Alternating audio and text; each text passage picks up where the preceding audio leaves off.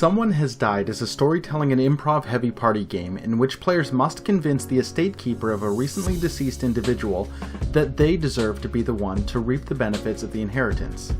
There are 4 types of cards: identity, relationship, backstory, and objection. Separate all cards based on their type and shuffle. Then, place the backstory deck in the center of the table. Keep the identity and relationship cards nearby. Designate a player to be the estate keeper for the round. They will be the one the players will try to convince throughout the course of the game. Give them the deck of objection cards. Deal each player 1 identity card, 1 relationship card, and 2 backstory cards. The estate keeper should draw 1 identity card face up. They can use this to define the character of the deceased individual. There are 2 distinct roles in Someone Has Died: the estate keeper and the greedy relations of those seeking the deceased's fortune. It is the role of the estate keeper to act as a moderator. This player is responsible in deciding which player or players walks away with the riches and the victory. Once setup is complete, the estate keeper informs those at the table that someone has died. They must introduce the deceased's character, telling the story of how they died, using their imagination and the character card that was flipped up for inspiration. They then must reveal what fortune the players will be vying for. This is completely up to the discretion of the estate keeper.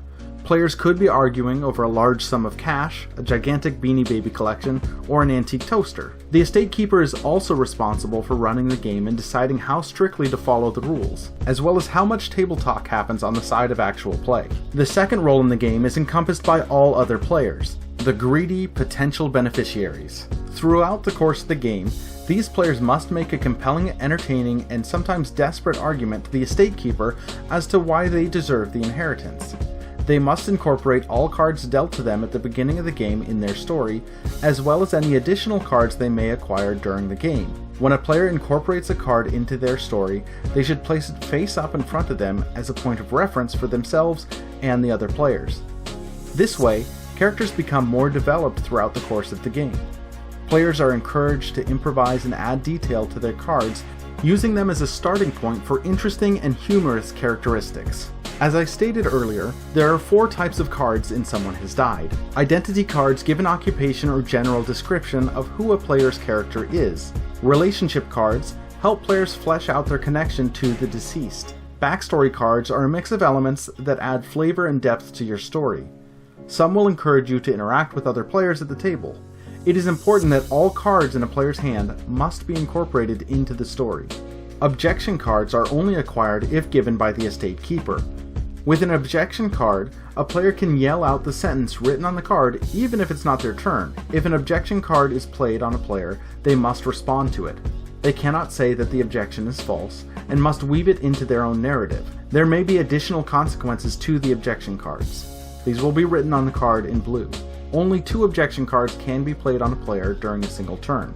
The distribution of objection cards is entirely up to the estate keeper. If they find something that was said particularly humorous or clever, this could be grounds in their minds to hand out an objection card. At any point, they simply hand over the top card from the objection deck face down. It should be noted that objection cards can be used against the estate keeper as well. The course of the game is played over 4 parts. First, opening statements. The players must introduce themselves and their arguments as to why they believe they deserve the full inheritance. At this point, players go around the table using all 4 of their starting cards. Next, interrogation round. All players draw another backstory card. The estate keeper then must ask each player a direct question. The question could be in relation to the opening statement or not if they choose. When answering the question, each player must incorporate their new backstory card. Next, recess round. Each player, except the estate keeper, has a chance to ask a question of one other player. No additional cards are drawn.